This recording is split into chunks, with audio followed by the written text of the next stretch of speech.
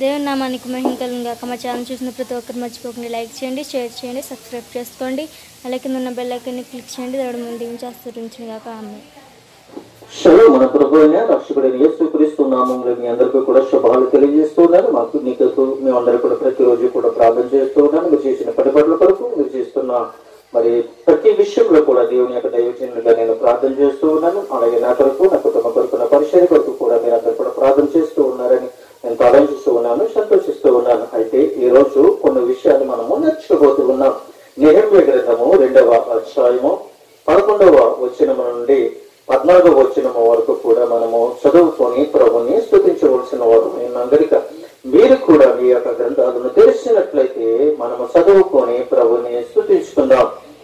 చూడండి, అంతటా నేను యెరూషలేమునకు వచ్చి 3 దినములు అక్కడే ఉండి రాత్రియందు నేను నాతో కూడా నున్న కొందరు లేచితిమి.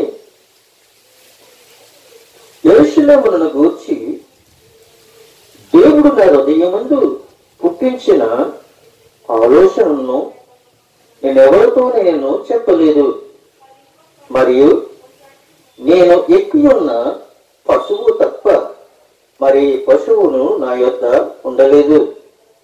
నేను రాత్రికాలమందు లోయ ద్వారముగా గుండా భుజంగపు బావి ఎదుటనుకి పెంట ద్వారము దగ్గరకు పోయి పరద్రోయబడిన యెరూషలేము యొక్క ప్రకారములను చూడగా దాని గుమ్మములు అగ్నిచేత కాల్చబడి ఉండెను.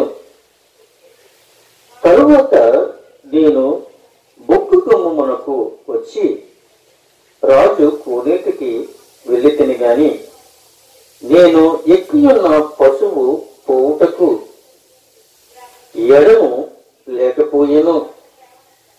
ప్రియమైన దేవుని యొక్క బిడ్డలారా,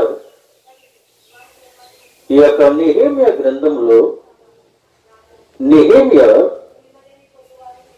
ఒక దర్శనము కలిగినట్లుగా మనము చూస్తూ ఉన్నాం. నెహెమ్యా ఎక్కడి నుండి ఎక్కడికి వచ్చాడు అని ఒకసారి ఆలోచన చేసుకుంటే, నెహెమ్యా కొన్ని దినములు, కొన్ని సంవత్సరములు అర్తహాషు అనే రాజు దగ్గర ఆ కోటలో గిన్ని అందించే వ్యక్తిగా ఉన్నాడు. అయితే కొందరు కొన్ని ప్రాంతముల మీద నుండి వచ్చినప్పుడు నెహెమ్యా ఆ వచ్చిన వారిని అడుగుతూ ఉన్నాడు, యెరూషలేము పట్టణము ఎలాగున్నది అని అడిగినప్పుడు వారు ఆ పట్టణము గురించి తెలియపరిచినప్పుడు చాలా బాధపడి ఉన్నాడు, చాలా దుఃఖించి ఉన్నాడు, చాలా రోధిస్తూ ఉన్నాడు. ఎందుకని అనంటే యెరూషలేము దేవాలయము కాలిపోయింది, యెరూషలేము గుమ్మాలు కాలిపోయి ఎక్కడ చూసినప్పటికీ కూడా అక్కడ కాలిపోయిన పరిస్థితులే కనబడుతుంది కానీ ఎక్కడ కూడా బాగుగా ఉన్నట్లుగా అక్కడ కనబడుతులేదు. అయితే ఇంచుమించులు నెహెమ్యా తన రాజుతో మాట్లాడి, నేను యెరూషలేము పట్టణానికి, యెరూషలేము దేవాలయం దగ్గరకు నేను వెళ్ళాలి అని కొన్ని తాకీదులు రాయించుకుని ఆ యెరూషలేముకు కావలసిన కొన్ని వస్తువులు తీసుకుని నెహెమ్యా బయలుదేరి ఆయన ఆ యెరూషలేము పట్టణానికి, యెరూషలేము దేవాలయానికి వచ్చినట్లుగా మనం చూస్తూ ఉన్నాం. అయితే యెరూషలేమునకు నెహెమ్యా వచ్చినప్పుడు దగ్గరగా 3 దినములు అక్కడే ఉన్నట్లుగా మనం చూస్తూ ఉన్నాం. ఒక రోజు కాదు, 2 రోజులు కాదు ప్రియమైన దేవునికి బిడ్డలారా. నెహెమ్యా 3 రోజులు అక్కడే ఉన్నట్లుగా మనం చూస్తూ ఉన్నాం. అంటే నెహెమ్యా ఒక బాధ్యత కలిగిన వ్యక్తిగా అక్కడ కనబడుతూ ఉన్నాడు. ఆయన ఏ వాహనాన్ని తీసుకుని ఆయన వచ్చారు అని అంటే, నెహెమ్యా ఏ వాహనాన్ని మీరు వచ్చారు అని అంటే, అక్కడ పశువు అనే వాహనం మీద ఆ యెరూషలేముకు వచ్చినట్లుగా మనం చూస్తూ ఉన్నాం. ఆ పశువు ఏమిటి అని అంటే, గాడిద మీద ఆయన ప్రయాణం చేసుకొని ఆ యెరూషలేము ప్రాంతానికి వచ్చినట్లుగా, ఆ యెరూషలేము దేవాలయములకు వచ్చినట్లుగా నేను చూస్తూ ఉన్నాం. అయితే ఇంచుమించులు 3 రోజులు అక్కడ ఉన్నారు. అక్కడే ఉండి రాత్రి అందు మరి నేనును నాతో కూడా నున్న కొందరు లేచితిమి అని చెప్తూ ఉన్నారు. అయితే అక్కడున్న కొందరిని అందరూ కూడా చూశారు.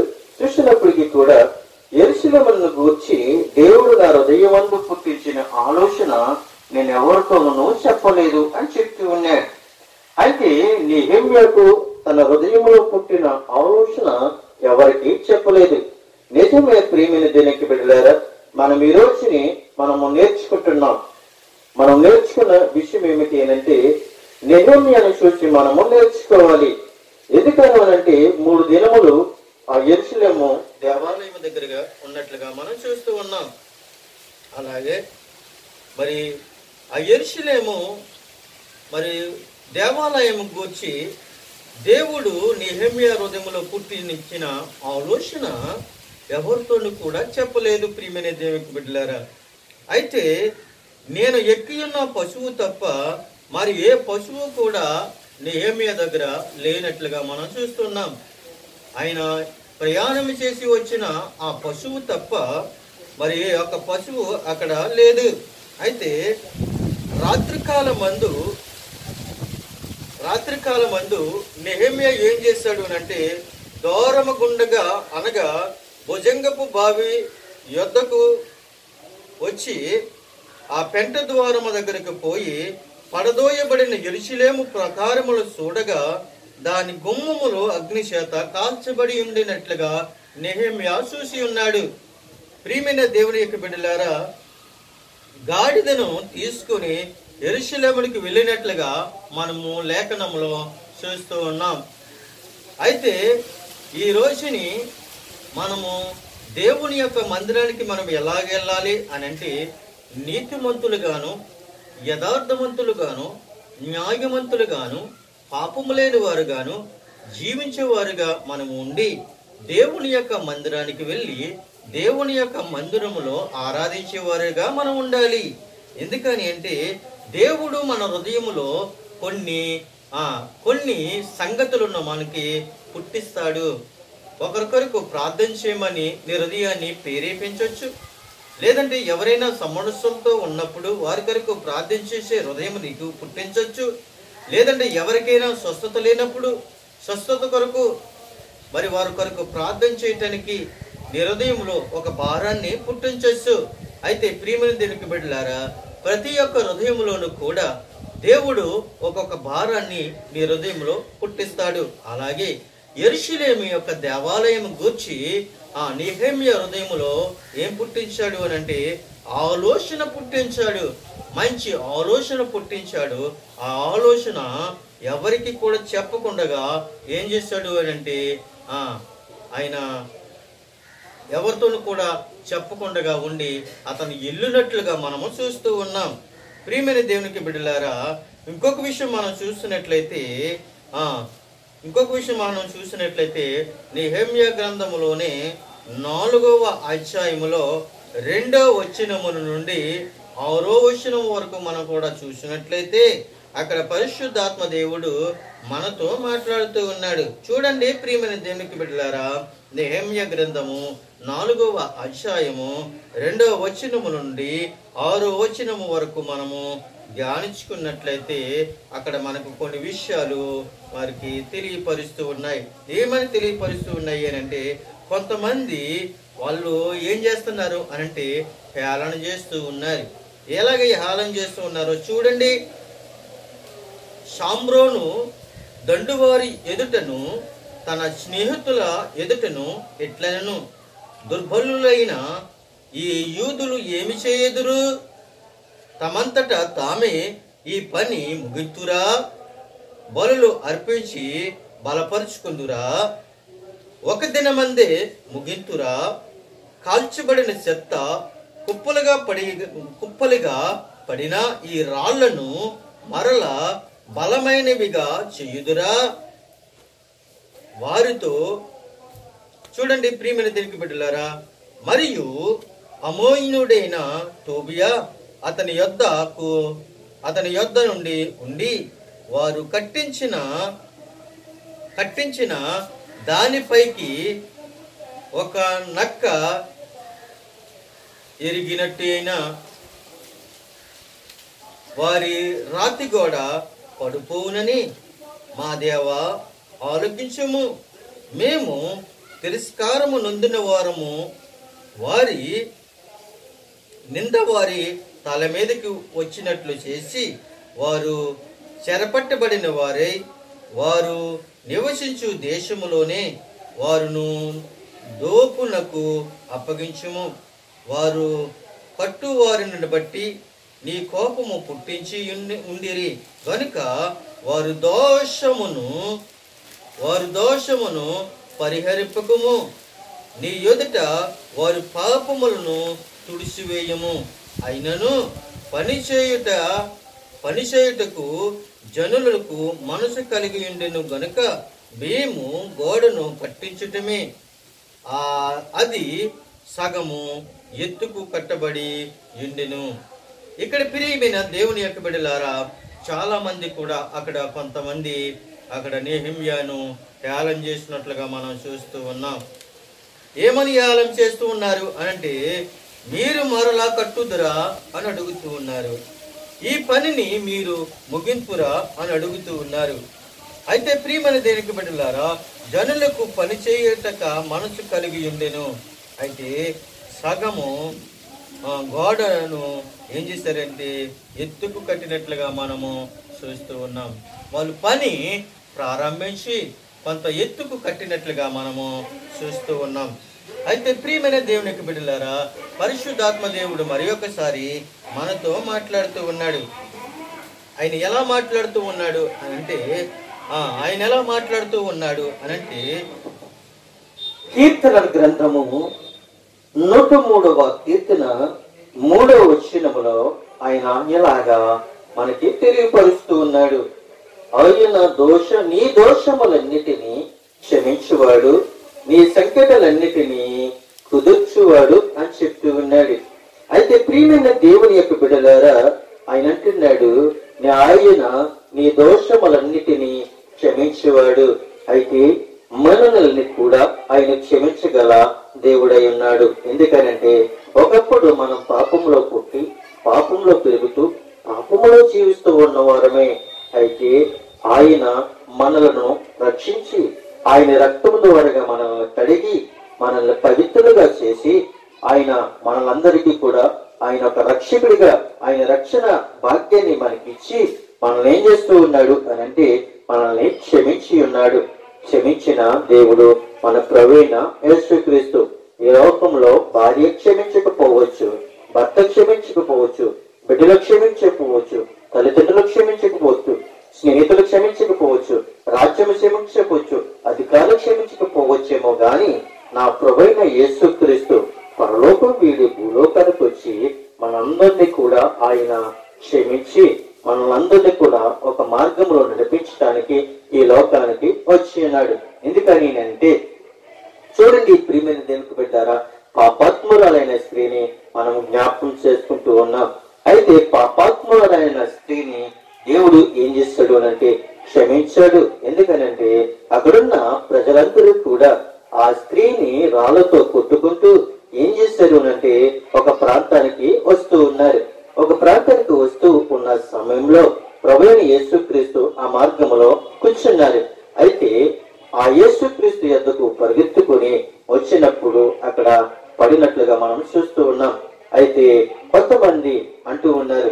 ఆమెను ఎందుకని మీరు కొడుతూ ఉన్నారు అని అడిగినప్పుడు ఈమె పాపం చేసింది కనుక మోషే ధర్మశాస్త్రము ప్రకారము రాళ్లతో కొట్టి ఈ స్త్రీని చంపమని ఉన్నదని కదా అని వాళ్ళు చెప్పినప్పుడు ప్రభువైన యేసుక్రీస్తు అంటున్నారు, మీలో ఎవరు కూడా పాపం చేయని వారు లేకపోతే ముందు ఆ మొదటి రాయి వేసి ఆమెను కొట్టండి అని చెప్పి నేల మీద వంగి తన వేలితో ఏదో రాస్తూ ఉన్న సమయంలో వీళ్ళందరూ కూడా అంటూ ఉన్నారు, ఇదిగో ప్రభువు ఏదో మన పాపాలన్నీ కూడా రాస్తూ ఉన్నారేమో అని వాళ్ళందరూ కూడా ఆ రాయిలు ఆ నేల మీద పడవేసి వాళ్ళు వెళ్ళిపోయినట్లుగా మనం చూస్తూ ఉన్నాం.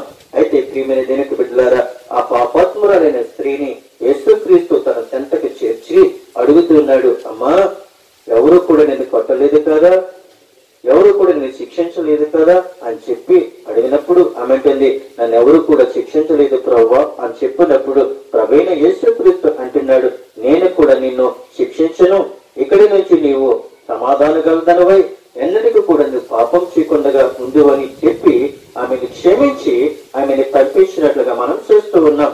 అయితే ప్రియమైన దేనికి బిడ్డారా, క్షమాగుణము ఎవరి దగ్గర ఉన్నది అని అంటే ఈ లోకంలో ఉన్న మనుషుల యొద్ద లేదు గాని నా ప్రభువుని యేసుక్రీస్తు యొద్ద క్షమించే గుణం ఉన్నది, క్షమించే మనస్సు ఉన్నది, ప్రేమించే మా ప్రేమమయుడు నా ప్రభువుని యేసుక్రీస్తు.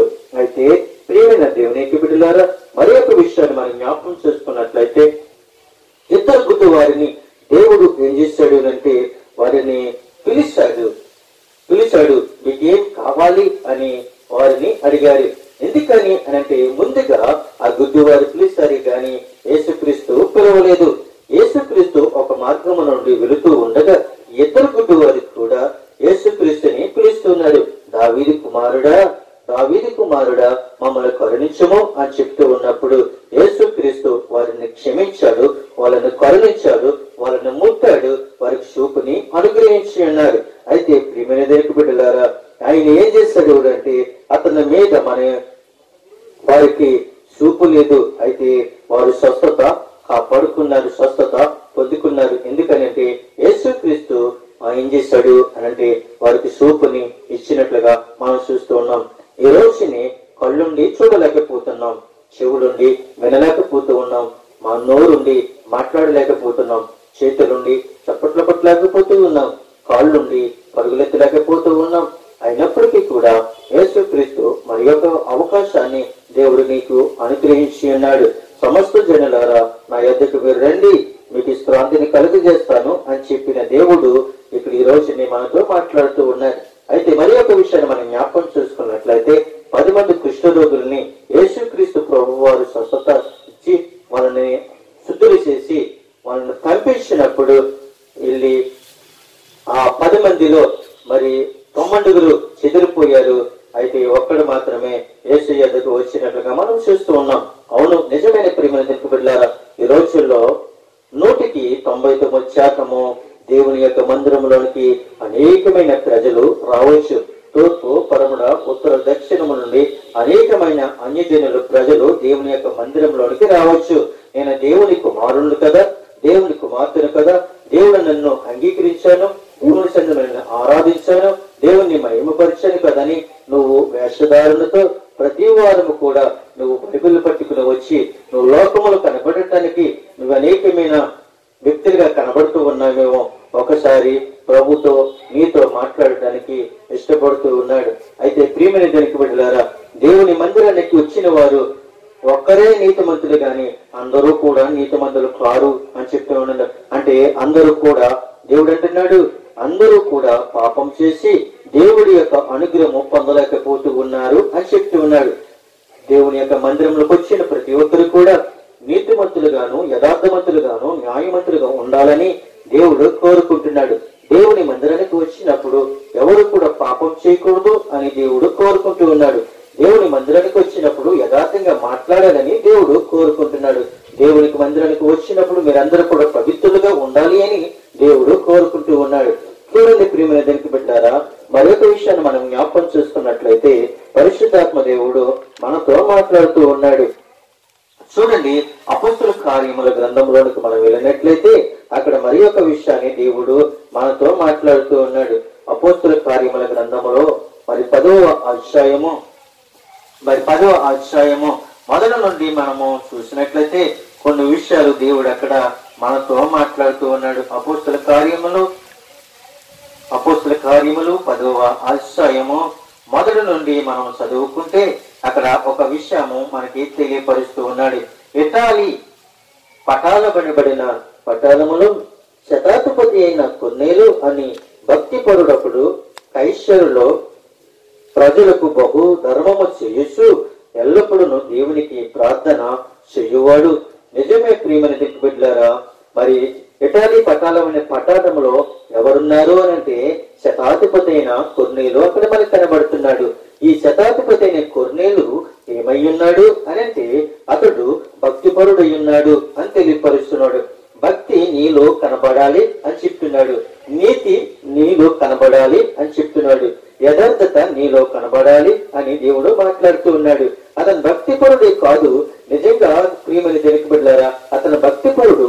రెండోదిగా అతను ఏమై ఉన్నాడంటే ప్రజలందరికీ కూడా ధర్మం చేయవాడుగా ఉన్నాడు. ప్రియమైన దేవునికి బిడ్డలారా, అతను భక్తిపరుడు. రెండోదిగా ప్రజలందరికీ కూడా ఏం చేసేవాడు అంటే బహుధర్మము చేసు. మూడోదిగా ఆయన ఏం చేసేవాడు అంటే ఎల్లప్పుడూ దేవునికి ప్రార్థన చేయవాడు. నీవు ప్రజల కొరకు ప్రార్థన చేస్తూ ఉన్నావా? రోగుల కొరకు ప్రార్థన చేస్తున్నావా? కుటుంబాల కొరకు ప్రార్థన చేస్తున్నావా? మంచాల మీద లేవలగిన వారి కొరకు ప్రార్థన చేస్తూ ఉన్నావా? గుడ్డి వరకు కొరకు నువ్వు ప్రార్థన చేస్తూ ఉన్నావా? మోగు వరకు కొరకు నువ్వు ప్రార్థన చేస్తూ ఉన్నావా? చెవిటి వారి కొరకు నువ్వు ప్రార్థన చేస్తూ ఉన్నావా? అంగలిగిన వరకు నువ్వు ప్రార్థన చేస్తున్నావా? నువ్వు ప్రార్థన చేసే గుణము నీలో ఉందా? ఒకసారి నువ్వు పరిశీలించుకోమని ప్రభు సెలవిస్తూ ఉన్నాడు. అయితే ప్రభు అంటున్నాడు, ప్రియమైన దేవునికి బిడ్డలారా, నీ ప్రార్థన నీ ధర్మ కార్యములు దేవుని సన్నిధికి జ్ఞాపకార్థంగా చేరనివి అని కొర్నేలుతో దేవుడు మాట్లాడుతూ ఉన్నాడు.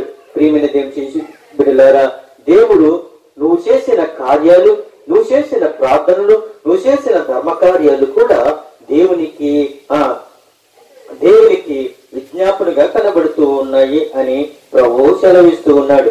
మరి ఒక విషయాన్ని మనం జ్ఞాపకం చేసుకున్నట్లయితే పరిశుద్ధాత్మ దేవుడు మరి ఒకసారి మనందరితో మాట్లాడుతున్నాడు. చూడండి ప్రియమైన దేవునికి బిడ్డలారా, 14వ అధ్యాయము, అదే అపోస్తుల కార్యములు 14వ అధ్యాయము 7వ వచనములో మనం చూసినట్లయితే అక్కడ ఒక మాట మనకి కనబడుతూ ఉంది. చూడండి, లుస్త్రాలో బలహీన పాదము గల ఒకడుండెను. అతడు పుట్టినది మొదలుకొని కుంటువాడై ఎన్నడను నడవలేక కూర్చున్నవాడు అని మనము తెలుసుకుంటూ ఉన్నాం. చూడండి ప్రియమైన బిడ్డలారా, అతను ఏ పట్టణము వాడు అనంటే లోస్త్రా అనే పట్టణములో ఆయన ఏమై ఉన్నాడు అనంటే బలహీనమైన పాదము గలవాడు అని ఇక్కడ మనం చూస్తూ ఉన్నాం. అతను పుట్టిన మొదలుకొని కుంటువాడై ఎన్నడకు కూడా అతను ఏమై ఉన్నాడు అంటే నడవలేకపోతూ ఉన్నాడు. అయితే ప్రియమైన దేవునికి బిడ్డలారా, అతడు పౌలు మాటలాడుట వినను. పౌలు అతని వైపు తీరు చూసి స్వస్థత పొందుటకు అతనికి విశ్వాసం ఉండినని గ్రహించేను. అయితే నీ పాదములలో మోపి సరిగ్గా నిలవమని బిగ్గరగా చెప్పినప్పుడు అతడు గంతులు వేసిను, నడవసాగిను. ప్రియమైన బిడ్డలారా, అయితే ఈ రోజున మనం చూసినట్లయితే లుస్త్రాలో ఉన్న మరి బలహీనమైన పాదము గల వాడికి అడుకుంటూవాడై ఉన్నాడు. కానీ అపోస్తుడైన పౌలు అతని వైపు తేరు చూసి అంటున్నాడు, నీ పాదములను మోపి నడవమన్నప్పుడు అతడు లేచి గంతులు వేసి నడిచినట్లుగా మనము చూస్తూ ఉన్నాం. అయితే ఈ రోజుని దేవుని యొక్క సన్నిధిలో ఒక కుంటువాడి కొరకు నువ్వు ప్రార్థన చేసి హృదయం నీకుందా? ఒక కుంటువాడిని నడిపించే హృదయము నీకుందా? ఒక కుంటువాడి కొరకు నువ్వు సహాయం చేసే హృదయం నీకుందా అని ప్రభు అడుగుతూ ఉన్నాడు. నిజమే ప్రియమైన దేవునికి బిడ్డలారా, మరి ఒక విషయాన్ని మనం జ్ఞాపకం చేసుకొని నేను ముగించడానికి ఇష్టపడుతూ ఉన్నాను. అదే అపోస్తుల కార్యము 28వ వచనములో అపోస్తుల కార్యములు 28వ అధ్యాయము 7వ వచనములో మరి ఒక వ్యక్తి మనకి కనబడుతూ ఉన్నాడు. పోప్లి అని ఒక ఆ దీపములో ప్రముఖుడు. అతనికి ఆ ప్రాంతములో భూములున్నవి. అయితే అతడు తండ్రి జ్వరము చేత, రక్తాభిషేకం మరి రక్త భేదము చేత బాధపడుచు పండుకొని ఉండెను. పౌలు అతని యొద్దకు వెళ్ళి ప్రార్థన చేసి అతని మీద చేతులుంచి స్వస్థపరిచెను. చూడండి ప్రియమైన దేవుని బిడ్డలారా, పోప్లి అనే ఒక ఆ ద్వీపంలో ప్రముఖుడైగా మనకి కనబడుతూ ఉన్నాడు. ఆ ప్రాంతంలో అతనికి చాలా భూములు ఉన్నట్లుగా ఒక ధనవంతుడుగా మనకి కనబడుతూ ఉన్నాడు. అతని తండ్రి ఏమై ఉన్నాడు అంటే జ్వరము చేత, రక్త భేదము చేత బాధపడుచు ఆయన ఏమై ఉన్నాడంటే పండుకొని ఉన్నట్లుగా మనం ఇక్కడ లేఖనంలో చూస్తూ ఉన్నాం. అయితే పౌలు అతని యొద్దకు వెళ్ళి ప్రార్థన చేసి అతని మీద చేతులుంచి స్వస్థపరిచినట్లుగా మనం చూస్తూ ఉన్నాం. నిజమే ప్రియమైన దేవుని బిడ్డలారా, యేసుక్రీస్తు పరలోకము నుండి అనగా తండ్రి యొక్క వాగ్దానాన్ని నెరవేర్చడానికి ఈ లోకానికి వచ్చాడు. ఆయన ఈ లోకానికి వచ్చి పాపమనే ఊబులో పడిపోతున్న మనందరినీ కూడా చీకటిలో వెలుగులో మనకి అనగా చీకటిలో నడుస్తున్న మనందరికీ కూడా ఆయన వెలుగులో నడిపించడానికి ఈ లోకానికి వచ్చాడు. అంటే మనకి మరి వెలుగు అనుగ్రహించడానికి ఆయన ఏం చేశాడు అంటే చీకటిని వెలుగుగా మార్చిన దేవుడు. ఆనాడు ఇశ్రాయేలు ప్రజలు అరణ్యంలో నడిచినప్పుడు, వాళ్ళ చీకటిలో నడుస్తూ ఉన్నప్పుడు ఆయన ఏం చేస్తాడు అంటే ఆయన అగ్ని స్తంభాన్ని నిలబెట్టినట్లుగా మనం చూస్తూ ఉన్నాం. అయితే ప్రియమైన దేవునికి బిడ్డలుగా పగలు ఆయన ఏమై ఉన్నాడు అనంటే మేఘ స్తంభమై ఉన్నాడు, రాత్రి ఏమై ఉన్నాడు అనంటే ఆయన అగ్ని స్తంభమై ఉన్నాడు. ఈ రోజుని పరిశుద్ధాత్మ దేవుడు నీలో ఉండడానికి, నీలో నింపడానికి, నీలో అనేకమైన అద్భుత కార్యాలు చేయడానికి ఈ లోకానికి వచ్చాడు. ఆయన ఈ లోకానికి రావడానికి కారణము ఏమిటి అని అంటే ఆయన మరణించడానికి ఆయన ఇచ్చాడు. ఆయన మరణించడానికి వచ్చి మన కొరకు ఆయన మరణించి ఆయన 3వ దినాన్న సమాధిలో నుండి తీసి పరలోక రాజ్యంకు వెళ్ళాడు. వెళుతూ అంటూ ఉన్నాడు, నేను ఎలాగైతే పరలోకం నుండి భూలోకానికి వచ్చానో తిరిగి నేను అలాగే పరలోక రాజ్యానికి వెళుతూ ఉన్నాను, మళ్ళీ తిరిగి ఈ లోకానికి నేను రాబోతూ ఉన్నాను అని ఆయన అంటూ ఉన్నాడు. నేను యుగ సమాప్తి వరకు మీతో నేను సదాకాలము ఉంటాను అని పరిశుద్ధాత్మ దేవుడు మనందరితో మాట్లాడి ఉన్నాడు. నిజమే ప్రియమైన దేవునికి బిడ్డలారా, మొదటి నుండి మనం నేర్చుకున్న విషయం ఏమిటి అంటే నెహెమ్యా గ్రంథంలో మనం చూస్తాం. నెహెమ్యా గాడిదని తీసుకుని యెరూషలేముకి వెళ్ళినట్లుగా మనం చూస్తాం. రెండోదిగా మరి నెహెమ్యా గ్రంథంలో మనం చూసినట్లయితే 4వ అధ్యాయం 2వ వచనం నుండి 6వ వచనం వరకు మనం చూసినట్లయితే అక్కడ చాలా మంది కూడా నెహెమ్యాను ఏళన చేసినట్లుగా చూస్తూ ఉన్నాం. మీ యొక్క దేవాలయాన్ని మీరు కడతారా అని అక్కడ వేలం చేసినట్లుగా మనం చూస్తూ ఉన్నాం. మూడోదిగా మరి ఒక విషయాన్ని మనం చూస్తూ ఉన్నాం, ఆయన మీ దోషములన్నిటి కూడా క్షమించేవాడు. అంటే పరిశుద్ధాత్మ దేవుడు శక్తితో వచ్చును, అంటే పరిశుద్ధాత్మతో వచ్చును. యేసు అభిషేకించేవాడు క్రీస్తు అయి ఉన్నాడు అని ఇక్కడ లేఖనం ద్వారా మనము నేర్చుకోబోతూ ఉన్నాం. అయితే మన దోషములన్నీ కూడా క్షమించేవాడు ఎవరు అని అంటే శక్తి గల యేసుక్రీస్తు ఆయన మనల్ని క్షమించేవాడు. పరిశుద్ధాత్మ దేవుడు క్షమించేవాడు. మహిమగల దేవుడు అభిషేకించబడిన వాడు యేసుక్రీస్తు ప్రభువారు మనల్ని క్షమించేవాడని మనము నేర్చుకుని ఉన్నాం. అయితే ప్రియమైన దేవునికి బిడ్డలారా, మరి మనము అపోస్తల కార్యంలో చూసినట్లయితే భక్తిపరుడైన కొర్నేలు కోసము అతని భక్తిని, నీతిని, యథార్థతను, ఆయన ప్రార్థన విజ్ఞాపనలను దేవుడు విన్నట్లుగా మనం చూస్తూ ఉన్నాం. అయితే ప్రియమైన మరి ఒక విషయాన్ని మనం చూసినట్లయితే 2 గుడ్డివారు చూపు పొందుకున్నట్లుగా మనం చూస్తూ ఉన్నాం. అలాగే మరి ఒక విషయాన్ని మనం జ్ఞాపకం చేసుకున్నట్లయితే పోప్లి తండ్రి జ్వరముతో రక్తభేదంతో బాధపడుతూ ఉన్నప్పుడు ప్రభువైన యేసుక్రీస్తు ఆయన యొక్క అపొస్తలుడైన పౌలు ద్వారా అద్భుతము చేసి అతనిని అస్వస్థత కలిగించినట్లుగా మనం చూస్తూ ఉన్నాం. అయితే మరి ఒక విషయం మనం చూసినట్లయితే ఆయన నీ వ్యాధులన్నిటినీ స్వస్థపరుచును అన్న యోహాను సువార్త 20వ అధ్యాయము 21వ వచనంలో మనం చూస్తూ ఉన్నాం.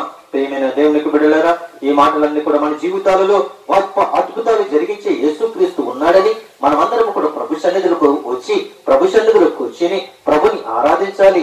ఎందుకంటే ఒక దేవాలయం పాడైపోవడానికి దేవునికి ఇష్టము కాదు.